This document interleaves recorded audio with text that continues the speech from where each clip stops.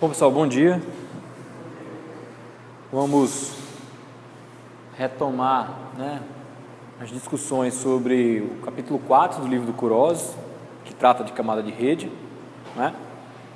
Aula passada a gente discutiu alguns conceitos introdutórios, na seção 4.1 do livro, e falamos bastante sobre computação de circuito, computação de pacotes, vantagens e desvantagens, e também a gente destacou a possibilidade de uma dada rede, que não é a internet no caso, trabalhar com circuito virtual, utilizando computação de pacote, mas tentando simular ou emular um circuito, por exemplo, garantindo ou conseguindo garantir qualidade de serviço em função da reserva, dos recursos para um determinado circuito.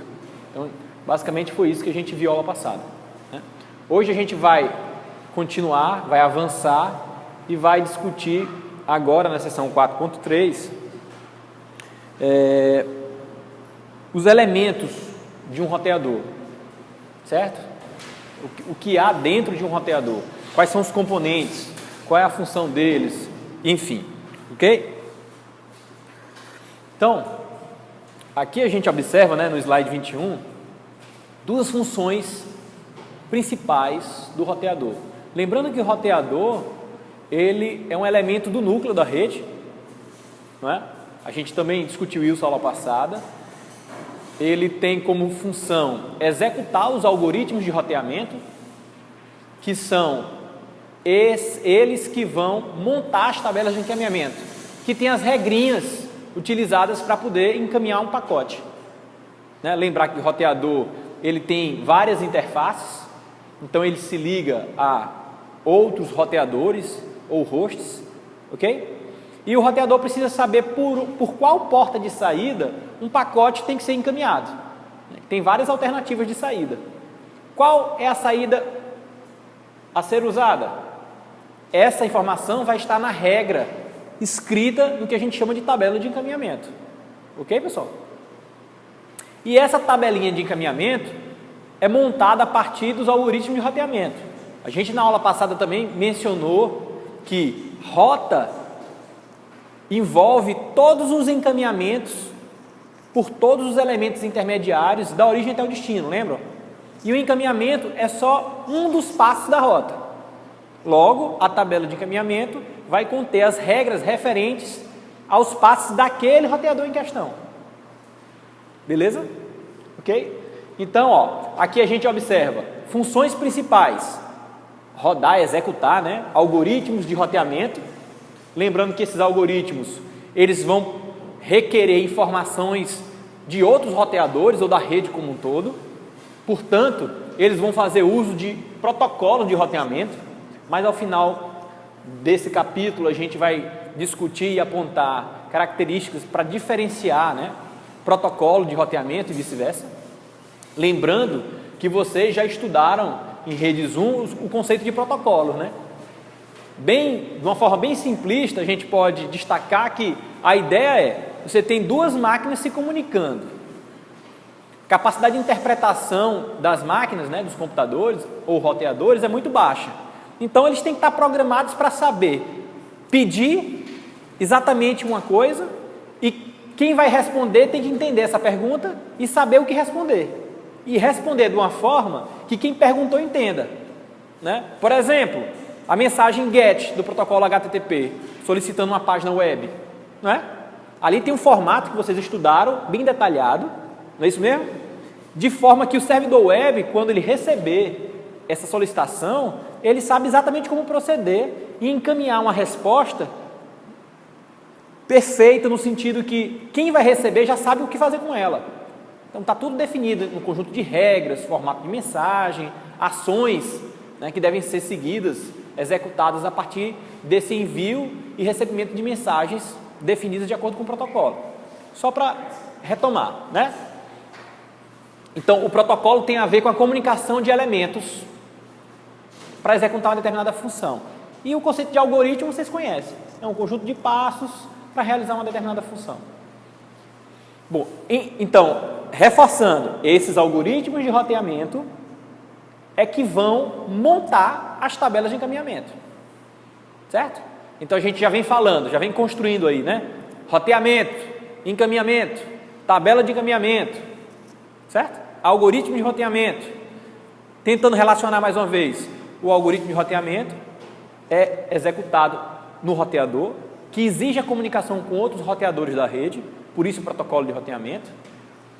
A partir dos protocolos de roteamento, vão ser definidas rotas, fim a fim, ok? E a partir dessas rotas vão ser extraídos os passos referentes a cada um dos roteadores, né? E referente a cada roteador vai ser escrito como regra de encaminhamento na tabela de encaminhamento do roteador. A partir daí, qualquer pacote que chegar naquele roteador, ele vai ser tratado em função dessas regras de encaminhamento. E, portanto, vai sair na porta de saída, na interface de saída, na plaquinha de rede de saída apropriada. Beleza? Certo? Então, aqui, ó, os elementos, né? Existem as portas de entrada, né? Que é por onde chegam os pacotes. Lembrar, pessoal, que aqui é uma interface, uma plaquinha de rede, né? Qual é a camada que está logo abaixo da camada de rede?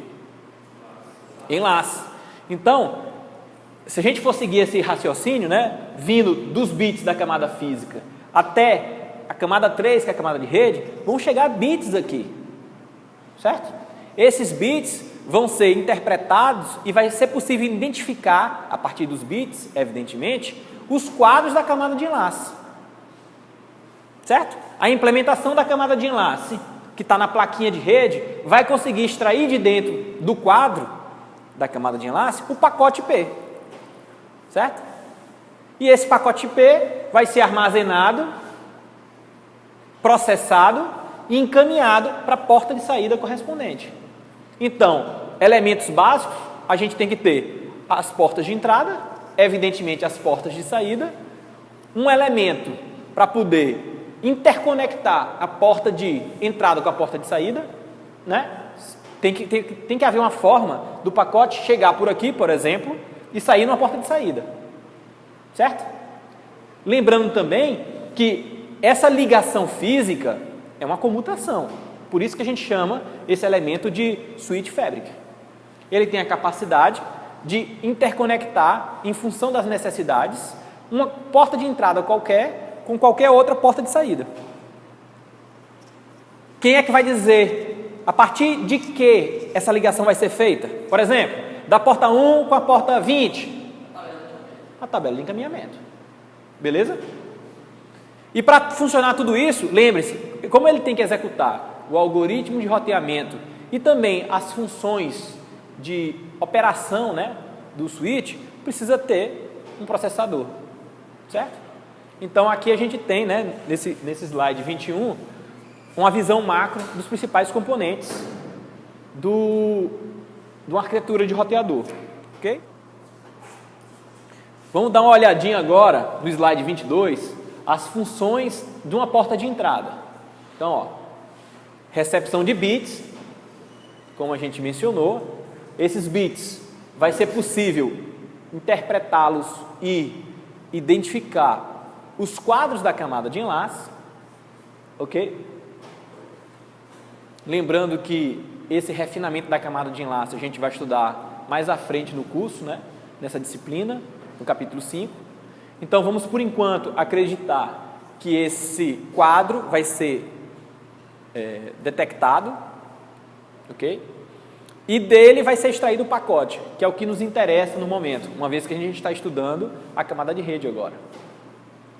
Aí ele vai para uma fila, certo? Então, ó, essa fila, ela tende a aumentar se a taxa de chegada de pacotes for maior do que a capacidade de comutá-los pelo computador, certo? Se a capacidade do computador for muito alta, ou pelo menos alta, maior do que a taxa de chegada de pacotes, não vai ter fila aqui, né? Ou pelo menos existe a tendência dessa fila ser bem menor, certo? Ok? Então, ó, dado o destino do datagrama, vai ser necessário identificar qual é a porta de saída a ser utilizada pelo switch. Então, aqui já inicia o processo de encaminhamento propriamente dito, né? Como o Igor destacou, para saber qual a saída do roteador, tem que primeiro analisar a tabela de encaminhamento, certo? E para poder analisar a tabela de encaminhamento, notem, o índice dessa tabela de encaminhamento vai ser a informação que está dentro do campo de controle do pacote, o endereço de destino. Então, o roteador tem que processar, né? Ler essa informação do pacote, não é? Vocês estão acompanhando, pessoal? Beleza? Para ler essa informação do pacote, o pacote precisa ser armazenado, certo? Então, essa fila aqui está nesse processo, ok?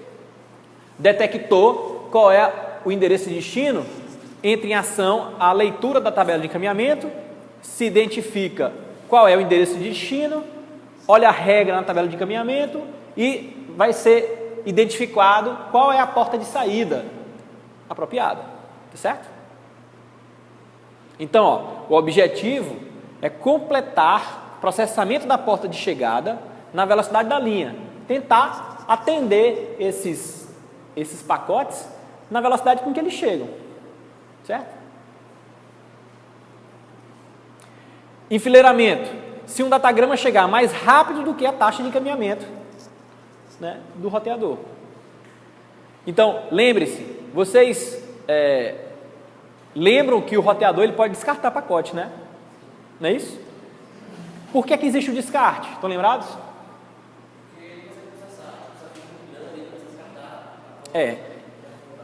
Na verdade, a fila é muito grande, como a memória, né, o buffer da fila é limitado, vai ter um momento que não tem mais onde armazenar os próximos pacotes.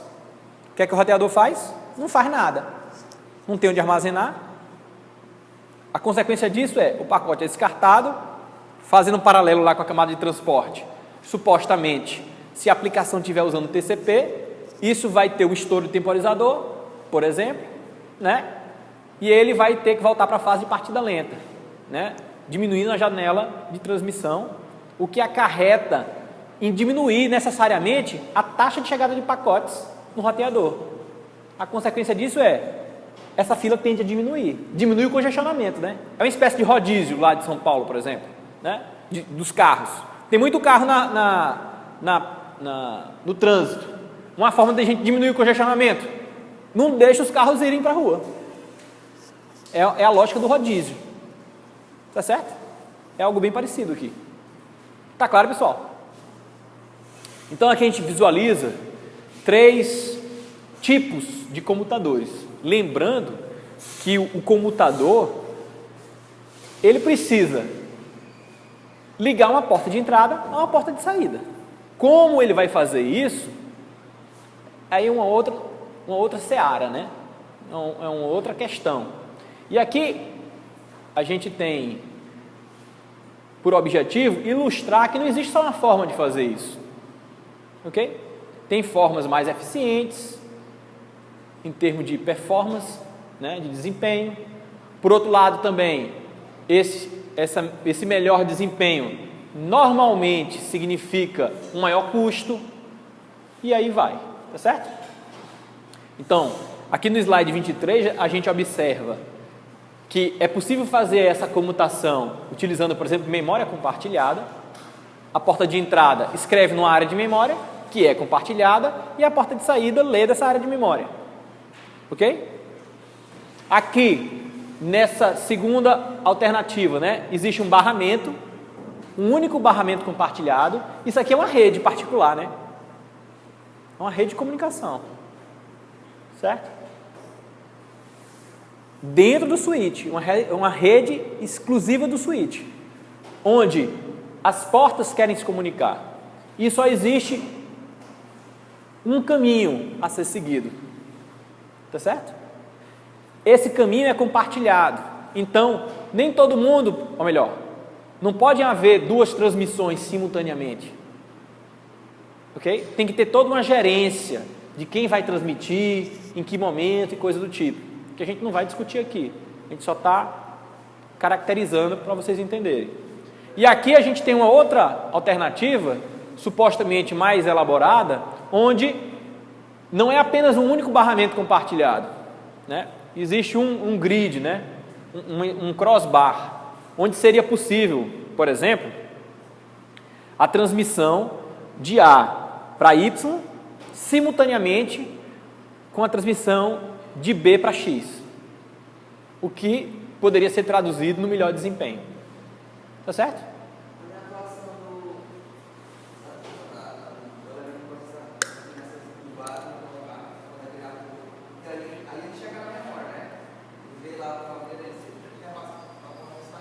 Certo.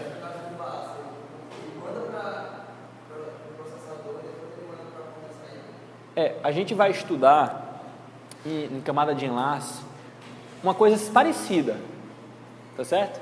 Que é o que a gente chama de controle, o controle de acesso ao meio, certo? Então, na hora que você quis falar, você levantou o braço, você pediu autorização para falar, certo? Por quê? Porque aqui a gente tem um exemplo parecido com esse. Aqui na sala de aula, cada um pode transmitir, pode falar, e a gente não quer que duas transmissões ocorram ao mesmo tempo. Então a gente usa um protocolo para gerenciar como é que vai ser o acesso ao meio, que aqui é o ar, para poder transmitir. Então você sinalizou que queria transmitir, né? Eu, por exemplo, que estou fazendo a coordenação do acesso ao meio, percebi e dei a palavra para você. Enquanto você não transmitia, você estava gravando a informação na memória, você estava bufferizando para poder transmitir na hora certa. Então é algo nesse gênero. Essa é uma das formas de fazer, né? Tem um protocolo para pedir autorização para transmitir e um elemento central que vai recebendo essas solicitações e vai, numa dada ordem, tentando não matar ninguém de fome, vamos dizer assim, ele vai dando a permissão, pode falar por tanto tempo, pode falar por tanto tempo, e assim vai, tá? Mas tem várias formas de fazer isso. A gente, por exemplo, vai estudar algumas dessas formas na camada de enlace. Mas eu destaco, o que a gente vai estudar é para a camada de enlace, né? Para a rede local. Certamente existem características mais específicas aqui referente à arquitetura de switch. E a gente não tem o objetivo aqui de discutir quais são as melhores formas de fazer isso. Isso está mais para arquitetura e coisa do tipo, tá? Beleza, pessoal? Tranquilo? Bom, aí a gente tem a visão da porta de saída, né? Do slide 24, que é algo parecido com a porta de entrada. Notem que esse elemento recebe informações do switch. Aquilo que acabou de ser comutado vai para uma fila. Lembrem, pessoal, não houve processamento do pacote? Então o pacote saiu, vamos dizer assim, grosseiramente da rede. O receptor recebeu cada bit, processou, implementou a forma de operação da camada de enlace, desses conjuntos de bits, extraiu o quadro, né, que é a unidade de transporte da camada de enlace, e desse quadro foi retirado o pacote, que já está armazenado, na verdade, aí, né? Já está em memória. Então, para ele seguir em direção ao próximo roteador, isso aqui tudo é um roteador só, né? Para ele seguir em direção ao próximo roteador, ele tem que voltar para o meio físico para ser transmitido. Então, ele vai passar pelo processo inverso. Saiu do switch, ele vai ser encapsulado num quadro da camada de enlace e depois vai ser transmitido. Vai ser, mais uma vez, codificado em bits que vão se propagar pelo meio físico até o próximo elemento. Ok, pessoal? Por isso que a gente chama atenção. Toda vez que passa no roteador IP, os pacotes têm que ser retransmitidos. Certo? Lembrar, uma rede do tipo Storage and Forward, né? Ok? Armazena, porque precisa processar, e depois ele é retransmitido. Mais um paralelo lá com a computação de circuito clássica. Não existe o processamento intermediário na computação de circuito clássica. Por quê? Essa ligação aqui, ela é fisicamente já realizada antes do envio dos dados. Então eu insisto, na computação de circuito clássica, só existe transmissão na origem. Os bits vão viajar até o destino. Ok? Aí, para fazer uma outra informação, né? Em alguns casos, na computação de circuito, né, por exemplo, na computação de circuitos óticos, é necessário fazer um processamento intermediário. Por quê? Toda transmissão tem que ter uma qualidade de transmissão aceitável. O que é essa qualidade de transmissão aceitável? Quando o bit ele é codificado, né, é modulado na transmissão, ele tem que ter o comportamento de quando ele foi transmitido na hora de ser recebido. Certo? Então, essa transmissão lá na origem, na hora que o bit se propaga e vai passando por esses elementos intermediários ao longo da rota, ele passa por interferências, tá certo? O que a gente chama de ruído, que é natural do meio físico. Então, o bit vai ser lido corretamente no receptor lá na chegada, se essa relação do sinal, que é o que transporta a informação, vamos dizer assim, os dados de fato, se essa informação em relação ao ruído for boa. Vamos criar um exemplo aqui, né? Vamos tentar fazer um silêncio agora, para a gente entender o que eu estou falando. Você está escutando o ar-condicionado? O ar-condicionado está gerando uma energia sonora que não nos interessa para a nossa rede de comunicação aqui. Certo? Não é isso? Ele está atrapalhando. Eu estou transmitindo a uma potência aqui para vocês escutarem a minha voz com uma força tal, superior do que o ruído externo, e que tem uma qualidade interessante para vocês. Certo? Então vamos fazer um experimento agora. Eu vou falar mais baixo, cada vez mais baixo. Então a potência de sinal está diminuindo. E o ruído está ficando alto. Mais ruído aí, certo? Então o que é que acontece? Essa relação tem que ser boa, positiva, né? A força do sinal tem que ser significativamente maior do que o ruído. Isso faz com que o receptor perceba, isso aqui é um bit 1. Sem dúvida, certo? O receptor. Se essa relação de sinal-ruído não for boa, o que é que vai acontecer? O receptor vai ficar na dúvida. Eu acho que é 1. E ele pode errar. E aí, o erro significa uma medida, pode ser traduzido numa medida que a gente chama de BER, né? Bit Error Rate. É a taxa de erro de bit. A cada tantos bits transmitidos, tem o X que são recebidos errado pelo receptor. Certo? Entende o que eu estou falando?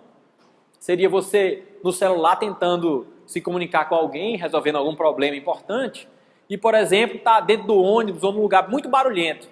Aí você não entende direito as coisas, não é? Por quê? O sinal, que é aquilo que lhe interessa de fato, tem uma força, uma energia, uma potência quase igual à do ruído, vamos dizer assim. Ou às vezes até inferior, aí não tem como entender. Você vai entender coisa errada, né? Imagina, você anotando um número de protocolo, aqueles protocolos que a gente usa para cancelar um plano, né? Não tem? Se você não anotar aquilo ali, depois já era, né? Aí 098, não sei o que, no ruído daquele, o cara não vai anotar errado. Vocês estão me entendendo, pessoal?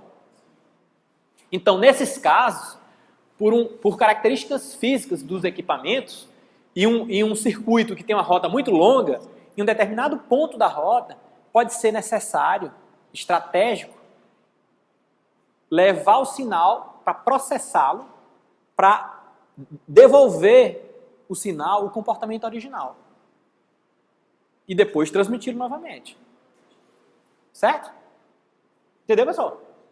Evidentemente, peraí, Mas o sinal não está ruim, por isso mesmo, esse elemento que vai fazer essa restauração do sinal, ele tem que estar num ponto estratégico tal que o receptor dele consiga ainda entender o sinal perfeitamente. Certo? Porque você poderia pensar, bota esse elemento lá no destino. Mas é exatamente esse o problema. O destino não vai conseguir entender todos os zeros e uns transmitidos. E aí a taxa de erro é alta. Então a gente tem que antecipar, em relação ao destino, esse elemento que vai regenerar o sinal, ok?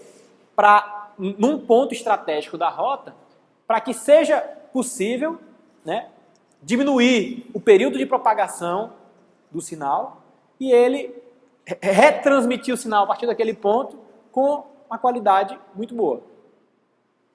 Entenderam aí a ideia? Então, ainda em redes comutadas por circuito, a gente pode ter a necessidade de um processamento intermediário, por outras questões, né? Por uma questão de relação sinal-ruído, qualidade de sinal. Ok? Beleza? Tá. Então, outro aspecto importante aqui, ó.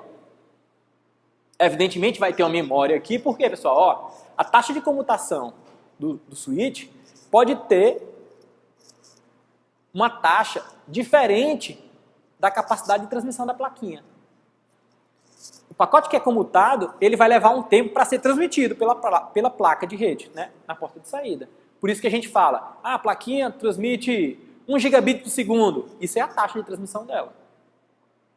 Se a taxa de saída aqui do switch for maior do que essa capacidade, mais uma vez a gente pode ter fila aqui. Certo? Ok? E descarte também. Beleza? Certo. Então, a gente percebe a possibilidade de descarte de pacotes, né? Se não tiver mais espaço para armazená-los. Então, ou também uma fila na porta de entrada, onde os pacotes vão ficar armazenados esperando a oportunidade para serem comutados. Certo? Então, a gente pode considerar uma estratégia ou uma política de escalonamento, né? Aqui, ó, ainda no slide 24. Essa política de escalonamento vai ter como estratégia escolher qual dos pacotes enfileirados serão transmitidos primeiro. Porque na lógica o primeiro que chega é o primeiro que sai, né? Que a gente chama de fila FIF, né? First in, first out, né? Mas pode ser estratégico, por outro motivo, alterar essa fila. Alguém pode ter prioridade, certo? Lembra do que a gente falou na aula passada, mesmo que superficialmente, de qualidade de serviço? Né? Considere, por exemplo, que um determinado usuário, ele paga mais para ter um serviço melhor. Certo? Então, esse usuário que paga mais, ele pode ter os pacotes dele marcados com uma prioridade, que vai fazer com que ele passe por aqui mais rapidamente. Certo? Só é importante destacar que isso não é possível na internet de hoje. Certo?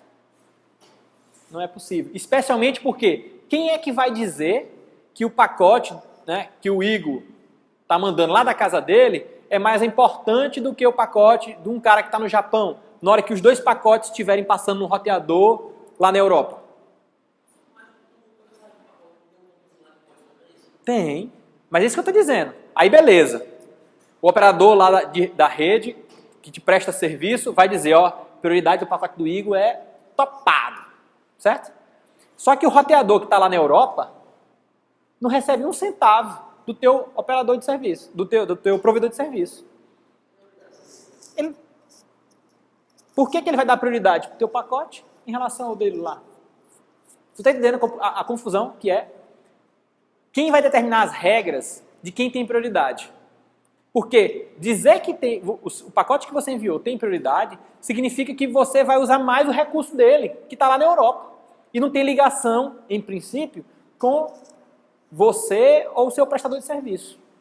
Então, teria que existir uma dependência teria que no final do mês a tua conta da internet ser maior. Aí dava certo. Por exemplo, né? Tu paga, quanto é que tu paga? Quanto? 74. Não é dividido com o vizinho não, é 74, né? Então o que acontece? R$ 74. Aí no final do mês, chega aí uma continha mais pra ti, tipo mais uns 120. Aí tu, não, quero prioridade não, né? Porque vai depender de quanto que você vai usar mais dos recursos dos outros, entendeu? Beleza. Ok? Então vamos avançar.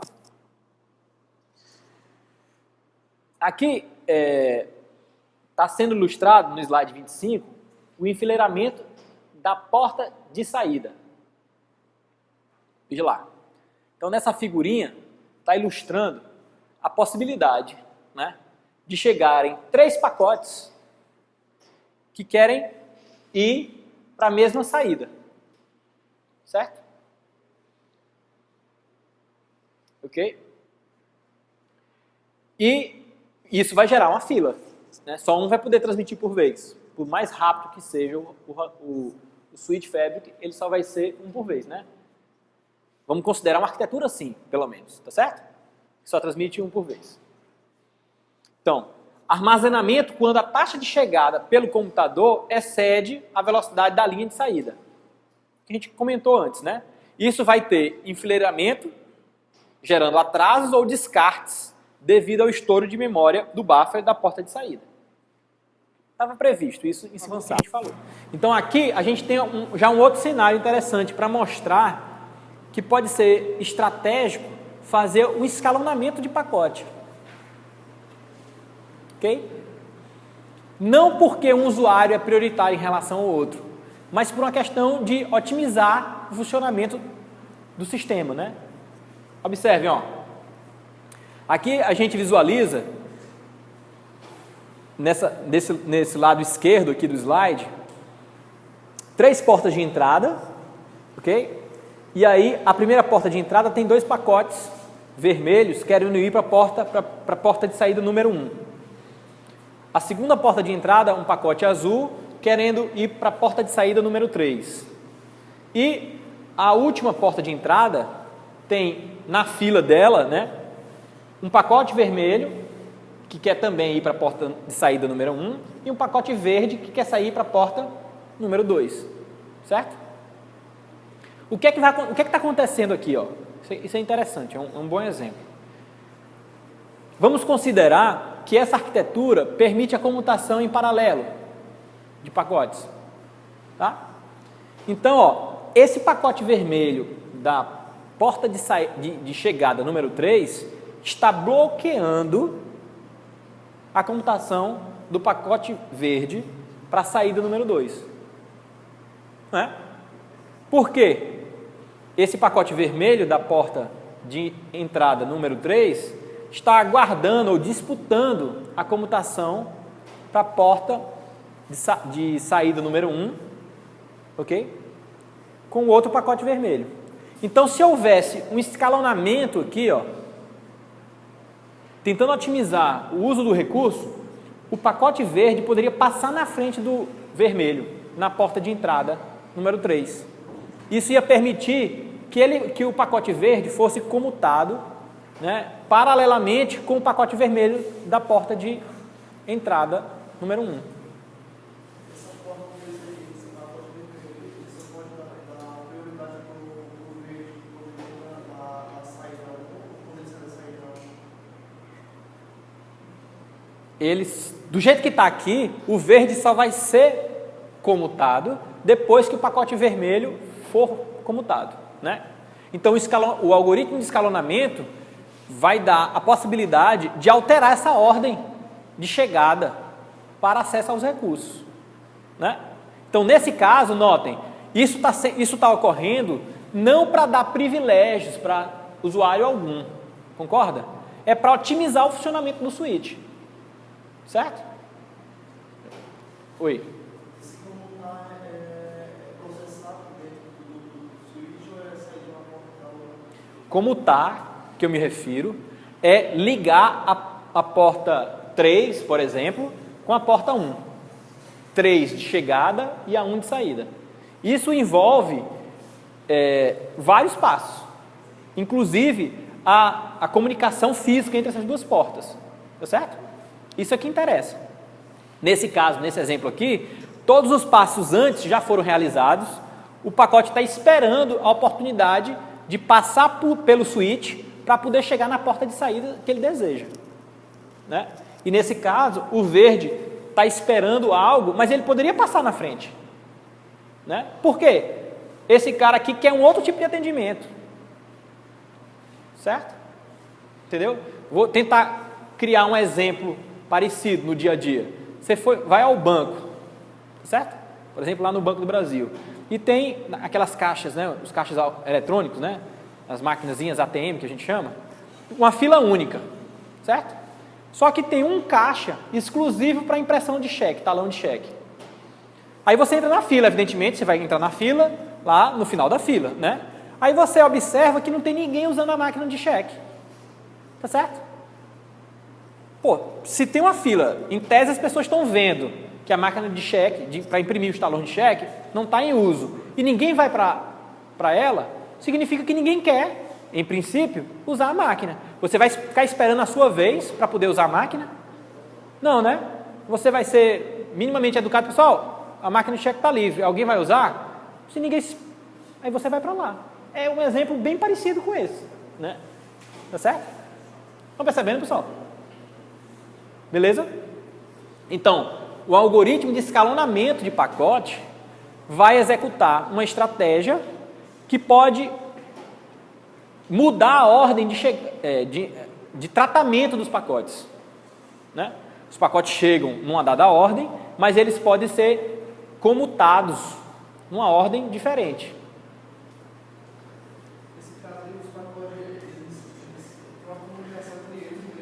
Entre os pacotes, não. Não. Como os pacotes estão sendo... Veja, para que os pacotes saiam pela porta de saída, eles vão ter que seguir uma regra de encaminhamento. Então, na entrada, eles são processados.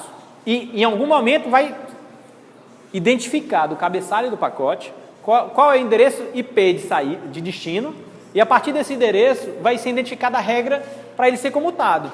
Esse é o momento de quem está gerenciando todos os pacotes identificar a oportunidade de fazer algo do gênero. Tá certo?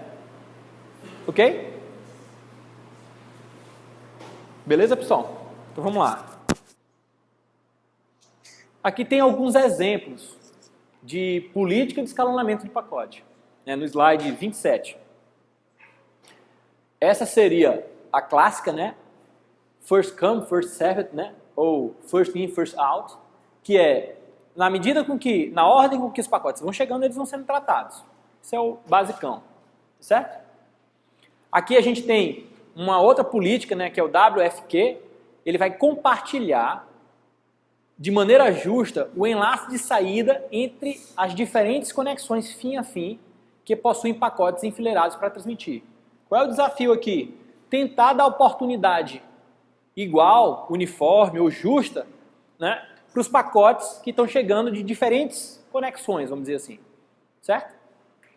Para, por exemplo, não ter uma situação onde, mesmo que ao acaso, um determinado conjunto fluxo de pacote utilize mais o recurso do que o fluxo de um outro usuário, vamos dizer assim, certo? Está tentando atender todo mundo de forma igualitária. Então, essa é uma das principais formas ou técnicas de prover qualidade de serviço, ou QoS. Né? É uma estratégia. Existem várias formas de fazer.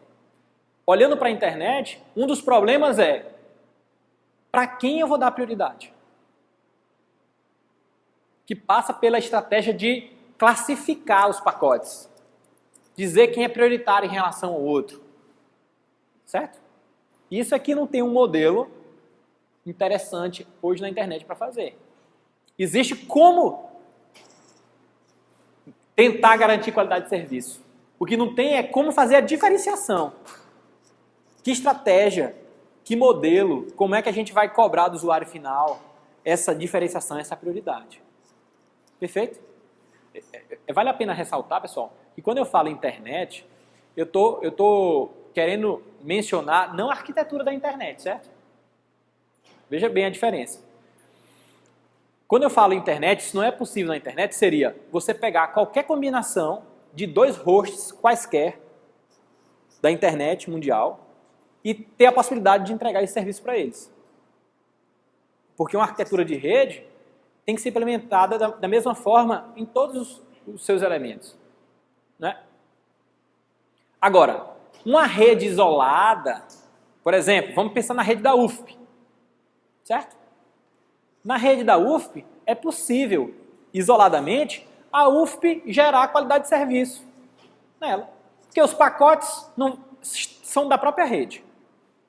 Vamos pensar assim, são originados na própria rede. Então a UFP sabe como dizer, olha, esse pacote é prioritário em relação a esse, né? Tem dois pacotes, um que sai do departamento da computação e o outro que sai lá do curso de medicina, descarta esse pacote de medicina, deixa o da computação passar, né? É óbvio, né? Tá certo, pessoal? Então, para isso, eu tenho que saber, esse é da medicina e esse é da computação. E tenho que sinalizar eles como sendo diferentes. Né? Eu vi uma vez um estudo, né, uma experiência que os cientistas estavam fazendo com as formigas. Né? Aí estavam estudando o comportamento das formigas, certo? E aí o cara tinha que identificar a formiga dentro do formigueiro. Aí ele pintava a bunda da formiga com a tinta vermelha para saber para onde é que essa formiga chegava e para onde é que ela ia, porque como é que ele vai diferenciar? A formiga é tudo igual, né? Pelo menos para a gente, pode ser que entre elas se reconheçam, né? Mas para a gente... Então é parecido, existe um rótulo, uma marcação. A gente tem que marcar o pacote para, a partir dessa marcação, ele ser identificado e supostamente ele ter prioridade em relação ao outro. Vocês estão entendendo?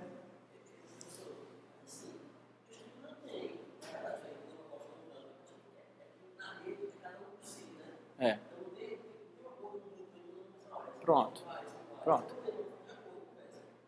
É. Não só isso, porque ter prioridade significa acessar mais o recurso. Entendeu? Aí tem uma série de outros problemas de segurança. Peraí, é o bit 2 que tem nesse campo bem aqui. Ah, então não se preocupa não que eu boto meu pacote. Aí o cara começa a escrever o bit 2 no pacote dele, para passar na... Tem uma série de questões a mais, entendeu? Mas certamente a maior questão é por que é que um pacote de um determinado usuário A vai ter prioridade em relação a um outro usuário B se esses dois usuários não são usuários da empresa que está com o roteador no núcleo da internet tratando eles de forma diferente. Entendeu? Que na hora que você dá prioridade para alguém, você tira de outro. Não tem como. É assim. Você atribui mais recurso para aquele prioritário, retirando o recurso do menos prioritário. Então, uma empresa, para alocar mais recurso para alguém em relação a outro, ela tem que receber mais daquele. Tu entende? Né? Beleza. Isso é o que, pessoal? Escalonamento de pacote. É a possibilidade de alterar a ordem que cada pacote vai ter acesso aos serviços dentro do roteador, né? Vamos aqui, ó. Aqui tem uma outra, essa AQN.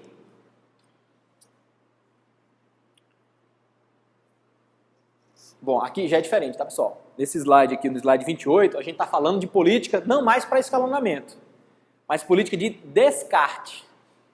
O que é isso? Eita, chegou um pacote, não tem espaço para mais ninguém. O natural, né? Não tem espaço para armazenar nenhum novo pacote. O natural seria este novo pacote que acabou de chegar ser descartado ele mesmo. Certo? Mas isso pode ser alterado. Se ele tiver prioridade, né, vai tirar um pacote que já está armazenado e vai colocar esse que acabou de chegar no lugar dele. Consequentemente, esse que foi retirado da memória é quem vai ser descartado. Certo, pessoal? Então aqui eu estou falando o quê? Vamos lá, pessoal. De política de descarte. É decidir quem vai ser descartado, dado uma condição de maior congestionamento. certo? Então, se os buffers estiverem totalmente ocupados, chegando novos pacotes, quais deverão ser descartados? Né? Como eu disse, o natural é aquele que chegou por último. Mas se a gente tiver uma outra estratégia, mesmo um pacote que já está armazenado, pode ser descartado. Então, ó, essa fila, ou melhor, essa estratégia de descarte, a AQM, ela consegue enviar um sinal de congestionamento antes do estouro do buffer. O que é que significa isso, pessoal? É o seguinte, o TCP só vai reagir ao congestionamento depois que tiver um fenômeno que permita que ele interprete o congestionamento. Né? Por exemplo, o descarte de um pacote. E o descarte só vai acontecer quando a memória não tiver mais capacidade de armazenar novos pacotes. Então, quando ocorrer o descarte, a rede já está congestionada. Certo? Aqui, essa estratégia é descartar um pacote antes mesmo de chegar à situação de congestionamento. O próprio roteador, baseado nessa estratégia de descarte, ele está vendo como é que está a ocupação da fila dele, do roteador, né? E ele antecipa uma sinalização que é indireta, na verdade, né? Ele descarta o pacote antes do estouro da memória, porque ele sabe que quando estourar, quando ele descartar o pacote, vai ter um reflexo no TCP que vai fazer com que a transmissão de pacotes, vamos dizer assim, diminua, né?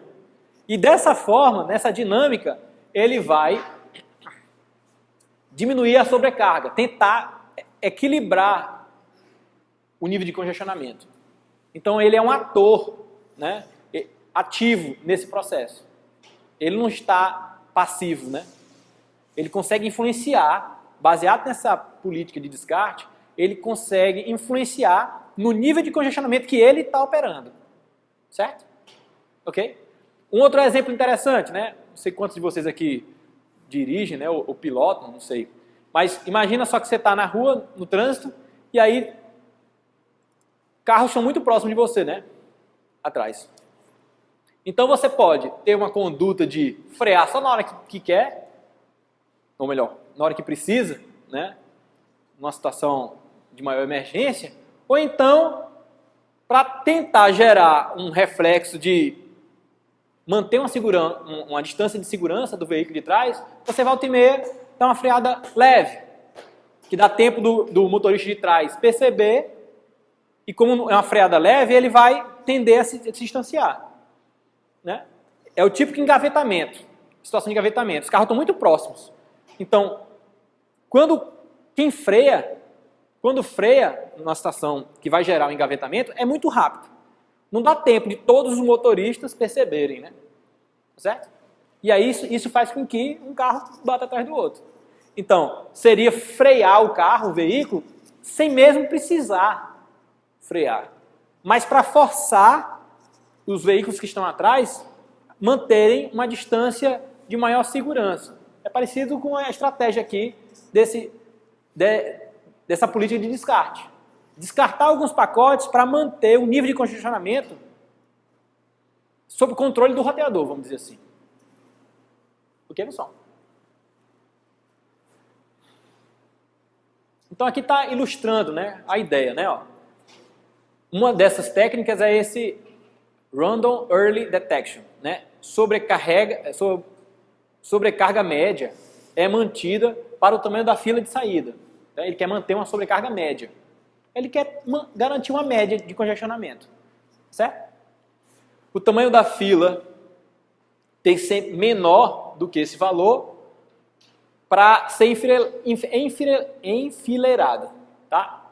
Quer dizer, se o tamanho da fila for maior do que esse limiar definido como nível médio de congestionamento, ele descarta para forçar uma reação na borda, né, dos emissores dos pacotes. Ok? Então, mesmo o tamanho da fila sendo menor do que a capacidade máxima, ele está descartando, né? Ele está descartando quando o tamanho da fila é maior do que esse TH aqui, que deve ser de threshold, né, de limiar, em relação ao máximo. O que é que está acontecendo aqui mais uma vez, pessoal? O roteador, por conta dessa política de descarte, está descartando um pacote, mesmo tendo capacidade de armazená-lo. Por quê? Porque o tamanho da fila está maior do que essa estratégia deseja manter. Certo? Ok? Aí tem uma perguntinha aí, né? Ó. Qual será a reação do host de origem se for usado o TCP na camada de transporte? Né? A gente já comentou, né? Ok? Beleza, pessoal. Então, isso é o que a gente discutiu, é abordado no livro, né, na seção 4.3. Chamar a atenção da necessidade de vocês acompanharem a leitura do livro. A gente acredita que essa é a melhor solução, a melhor abordagem para o melhor aprendizado de vocês, né? Participar das aulas e ler o livro, certo? Ok? Vamos agora avançar um pouquinho sobre o protocolo IP, né, que é o principal artista aí da camada de rede da internet, certo? Ok? Então, aqui no slide 30, a gente visualiza a camada de rede da arquitetura TCP em destaque, né? Observem que acima tem a camada de transporte, que tem como elementos principais, né, os protocolos TCP e UDP, olhando evidentemente para a arquitetura da internet. A camada de rede, que está em destaque aqui, logo abaixo tem a camada de enlace e a camada física. Mas o que nos interessa na aula de hoje é a camada de rede. Então, quais são os elementos que estão em destaque aqui na camada de rede? Observem, protocolos de roteamento, que a gente já vem insistindo desde a aula passada, né? O roteamento é uma função importante da camada de rede. Roteamento significa definir a rota fim a fim, certo? Essa rota fim a fim, ela é composta de vários encaminhamentos, um em cada roteador. Então, os protocolos de roteamento vão definir as rotas que serão utilizadas e dessas rotas vão ser extraídos as regras de encaminhamento para cada roteador. Conseguir, evidentemente, encaminhar os seus pacotes até o destino apropriado, né? Essas regras são materializadas aí no que a gente chama de tabela de encaminhamento. Então, o que o roteador faz é encaminhar pacote, certo? O protocolo IP é o protocolo que vai definir como isso é feito, como o encaminhamento é feito, né? Como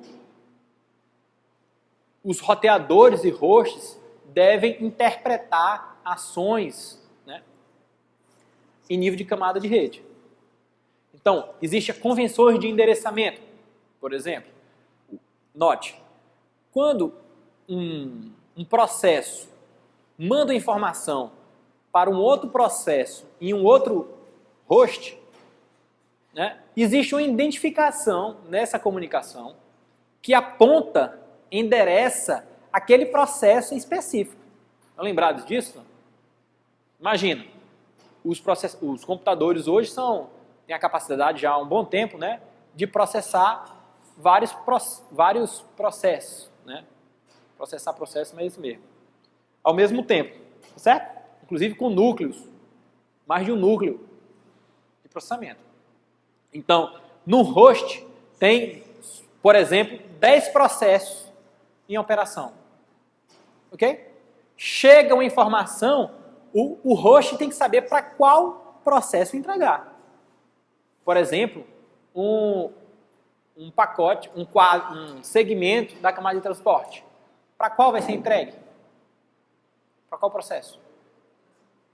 Não, note. O que eu estou destacando é que vocês já estudaram lá em camada de transporte como é que é feita a multiplexação na camada de transporte. Para qual processo uma informação que chega vai ser entregue. Então existe um endereçamento, né? Vocês estudaram lá baseado no número de porta, né? De origem, de destino, enfim. Existe uma diferença do TCP para o UDP, mas essencialmente se utiliza o quê? Endereço IP e porta de origem e destino. Então, também na camada de rede, é necessário identificar quem? A interface, a plaquinha. O endereçamento da camada de rede diferencia ou endereça uma placa de rede. Certo? O host, normalmente, só tem uma placa de rede ativa em um dado instante. Então, identificar aquela placa de rede daquele host é a mesma coisa que identificar o host. Certo? Perfeito? Então, o endereço IP pode ser visto como o endereçamento de uma interface, que no host é o próprio host. É única no host. Ok? Nesse caminho que o pacote vai fazer, saindo do host A, por exemplo, passando por diferentes roteadores, até o host B, destino, o endereço de destino é o endereço da placa de rede desse host. Certo? Que, em nível do protocolo IP, é o endereço IP que a gente chama. Ok? Beleza? E existem outras convenções, né, de como tratar esse pacote ao longo do caminho, que a gente vai discutir a partir de agora. Tá? Além disso, existe um outro protocolo, né, que é o protocolo ICMP. É um protocolo que é utilizado para envio de relatórios de erro e sinalização de roteamento. A gente pode dizer que é um protocolo só de controle. Por quê? A aplicação, de fato, não está utilizando ele. O usuário final não manda nenhuma mensagem utilizando esse protocolo. É um protocolo que dá suporte à operação da rede. Certo? Ok? Então vamos aqui para o slide 31. Ok? Aqui a gente visualiza o formato do pacote IPv4. Né? Que está, como a gente já ventilou anteriormente, a cada dia que passa, né, ele vai dando mais espaço para uma nova versão do protocolo, que é o protocolo IPv6, que a gente vai comentar um pouco dele mais ao final dessa sessão. Então, o pacote IPv4 tem esse formato aí, ó. Vocês estão visualizando no slide 31. Então, vamos passar rapidamente aqui por eles. O primeiro campo serve para identificar a versão do protocolo. Como a gente acabou de mencionar, hoje em dia já tem duas versões do protocolo em operação. A versão 4 e a versão 6. Alguns roteadores executam os dois protocolos. Certo? Então eles têm que saber, esse pacote que acabou de chegar é IPv4 ou IPv6? Se ele for IPv4, ele precisa ser tratado com as regras do protocolo IPv4. Se ele for IPv6, com as regras do pacote IPv6. Então, para saber o que o pacote é necessário olhar a versão. Por isso está escrito nele próprio. Nele, né, no cabeçalho do pacote. Né? Destacando, viu, pessoal? Isso aqui, ó, até opções, né, desde versão, que seria o primeiro campo do cabeçalho, até opções, todos esses campos, até opções, compõem o cabeçalho do pacote. É um termo que vocês já vêm, desde Redes 1, usando certamente, que é um conjunto de informações que vem no início, vamos dizer assim, do datagrama ou da mensagem, nesse caso do pacote, que serve para controle, funcionamento, operação da rede. As informações do usuário estão aonde? Na parte de dados, né? Na carga útil, no payload do pacote IP, que é esse último campo, data, logo depois de opções. Certo? Então, de versão até opções, a gente tem o cabeçalho, e depois a gente tem os dados da camada de rede. Lembre-se, a camada de rede está abaixo de qual camada? Transporte. Então, o que é que vai ser transportado pela camada de rede? O segmento TCP ou UDP. Então, esses segmentos é que vão ser transportados na parte de payload, né? Na parte de dados do pacote IP. Tá? Tipicamente, esse cabeçalho tem 20 bytes. Certo? Por que tipicamente? Porque quando ele não vai ter 20 bytes? Quando nesse campo de opções tiver alguma coisa. Como o próprio nome diz, esse campo é opcional. Quando nada for transportado nesse campo opcional, o tamanho do cabeçalho é 20. Se tiver mais alguma coisa, aí vai variar em função dessa coisa que tiver no campo opcional. Tá? Por isso mesmo, o segundo campo do cabeçalho é o tamanho do cabeçalho. A gente acabou de mencionar. Se pode ser inserido informação opcional, obviamente, o tamanho do cabeçalho pode modificar. Certo? E no processo, né, de análise do pacote no roteador, por exemplo, ele precisa identificar logo qual é o cabeçalho, o tamanho do cabeçalho para poder processar. Então, é uma informação importante para ele, porque o tamanho do cabeçalho muda. Né? Tipo... Opa! A unidade... Ah, sim, 20 bytes. Ele vai, um pacote IP, dificilmente ele vai ter mais do que 1.500 bytes, ele todo. Certo? Por quê? Porque a principal tecnologia da camada de enlace só consegue transportar 1.500. A mais popular, né, que é o Ethernet. Né, que é a tecnologia de enlace que está nos computadores, geladeira, torradeira, tudo que é equipamento que tem uma interface cabeada, utiliza basicamente o Ethernet hoje. E o que não é cabeado utiliza o Wi-Fi, que vem seguindo mais ou menos o padrão do Ethernet. Então, 1.500 é um número mágico para tamanho de pacote. Certo? E o cabeçalho, sem opções, tem 20 bytes. Tá? Tipo de serviço, olha aqui, ó, um campo onde é possível definir o tipo do serviço. Supostamente, nesse campo, a gente poderia escrever um número que vai dizer que aquele pacote é prioritário em relação ao outro. Em tese, tem como implementar. Tá certo? A dificuldade de implementar, como a gente mencionou mais ao início da aula, é quem é que vai ter prioridade em relação a quem. Certo? Como definir isso? Ok? Depois a gente tem o tamanho do datagrama, né, length, ok? Tamanho do datagrama todo, do pacote todo. Aqui, header length é o tamanho do cabeçalho.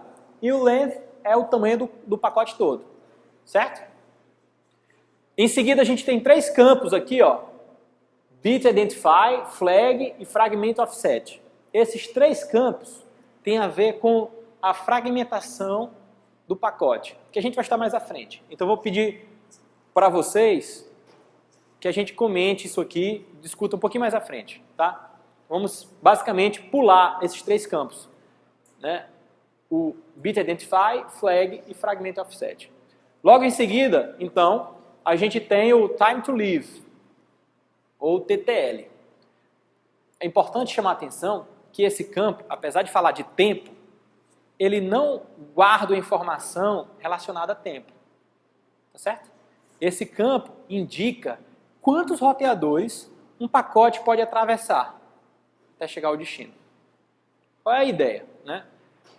Por algum erro, supostamente, de roteamento, né, vamos dizer assim, um pacote poderia entrar num loop.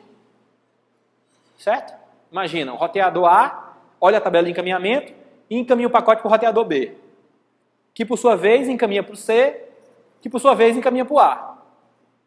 O que é que vai acontecer? O pacote vai ficar em loop, certo? Detalhe, ocupando recurso, né? Ocupando espaço, ocupando capacidade de comutação, transmissão, né? Um pacote, se forem vários, porque um pacote, né, não costuma andar sozinho, né? Tá certo? Se tem um pacote ali, vão ter outros. Então, essa é uma alternativa, o TTL, para evitar problemas como esse. Evitar não, resolver, né? Evitar seria executar um algoritmo para detecção de loop e impedir que ele ocorra. Tá? Aqui não, o problema já aconteceu. Ele pode remediar, vamos dizer assim, né? Que é o seguinte, o pacote tem um número, na sua origem é definido esse número, por exemplo, 64. todo roteador que ele atravessa, o roteador altera esse número, decrementa uma unidade. Então, supostamente, esse pacote com TTL 64 vai passar por 64 roteadores, no máximo. Se ele chegar numa situação onde no roteador ele chega com TTL 1, aí o roteador vai decrementar, né? E esse TTL vai para 0, o roteador tem por obrigação descartar o pacote. Certo? Aí, na hora que ele descarta esse pacote, lembra que a gente falou do protocolo ICMP? Mesmo que superficialmente, a gente vai ver ele com mais detalhes, né? Esse protocolo ele tem por obrigação mandar uma mensagem de relatório de erro para a origem, para quem enviou o pacote, dizendo que, olha, esse pacote que você enviou foi descartado por estouro do TTL. Certo? Ok, pessoal? Então, o time to leave, o TTL, indica o número máximo de saltos ou de roteadores que esse pacote em questão pode atravessar. Depois vem o campo upper layer, né, que vai dizer o quê? Qual é o protocolo da camada superior que está sendo transportado? Camada superior, a gente pensa logo em quem? Camada de transporte. Né? Existe uma tabelinha na RFC que define o protocolo IPv4. Né? Lembrando que RFC é o documento que padroniza o funcionamento do protocolo. Essa padronização é feita pelo IETF. Né? Tudo que relacionado à internet, que normalmente, se está relacionado à internet, implementa o protocolo IP. Então, tudo que está relacionado ao protocolo IP e o que roda acima dele e é padronizado, padrão aberto, né, é feito pelo IETF. Destacando que uma mensagem CMP viaja dentro de um pacote IP também. Certo? Então, peraí. Uma mensagem CMP é camada de transporte, então. Se viaja dentro do pacote IP, né? Se a gente pensar assim, ao pé da letra, seria. Mas, na verdade, não é. Tá? Não é camada de transporte. É um protocolo da camada de rede que, por exceção, viaja dentro do pacote IP. O próprio pacote IPv6, que a gente vai estudar, nesse momento de transição entre IPv6 e IPv4, também pode viajar dentro do pacote IPv4. Então, tem duas camadas de rede, não é isso, né? É uma exceção à regra para poder superar essas questões particulares. Ok? Internet Checksum. Isso aqui permite detectar erro apenas no cabeçalho do pacote IP. É a mesma técnica utilizada lá no TCP e UDP. Lembram? Né? Palavra de 16 bits, faz aquelas operações e tal. Tá? Depois a gente tem endereço IP de origem, endereço IP de destino, cada um com 32 bits. O campo de opções, certo? E a carga útil, né? O payload. Tipicamente, um segmento da camada de transporte. Né? Ok, pessoal? Deu para ter uma ideia do todo?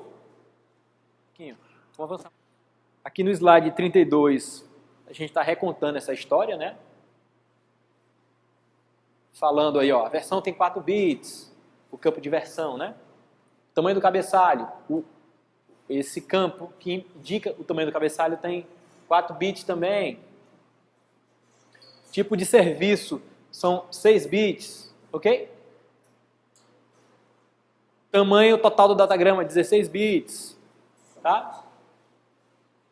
O identificador, flag e deslocamento e fragmentação, como eu mencionei, a gente vai discutir na próxima aula, quando a gente estiver falando especificamente de fragmentação e remontagem. Tempo de vida, 8 bits. Né? O protocolo da camada superior são 8 bits. Aqui, ó, essa informação aí é útil, né? É útil sim, para ilustrar. Se dentro desse campo que indica o protocolo da camada superior for o número 6, é porque é o TCP. Se for o número 17, é porque é o UDP. Então, se você pegar o Wireshark, né, capturar um pacote e ler a informação que está ali nesse campo do protocolo IPv4, você pode saber qual é o protocolo que está logo acima, né? Ou melhor, sendo transportado. Beleza. Opções, né? Que como eu mencionei, foi um campo que os projetistas do IPv4 imaginaram que poderia ser útil. Imagina, os caras estão definindo um protocolo e aí eles pensam em escalabilidade, né? Na capacidade de expandir, inserir novas funcionalidades no futuro. E aí eles pensaram, olha, vamos definir um campo aqui para a inserção de outras informações, caso a gente não tenha identificado. É uma atitude até interessante. E por isso apareceu apareceu, vírgula, né? A versão IPv4 tem esse campo para tentar uma tentativa de inserção de outras informações, caso fosse necessário no futuro. Ok? Aqui, ó, tipicamente no campo do payload, né, na parte de dados do pacote, a gente tem segmentos TCP ou UDP, mas, por exemplo, pode transportar uma mensagem SMP, né, como eu mencionei. Ok? Bom, então, pessoal, eu acho que hoje a gente fica por aqui, tá? Na próxima aula a gente continua tratando de fragmentação e remontagem do pacote IP, que vai exatamente discutir aqueles 3 campos do protocolo IP que a gente não tratou hoje, tá bom? Beleza? Então é isso aí.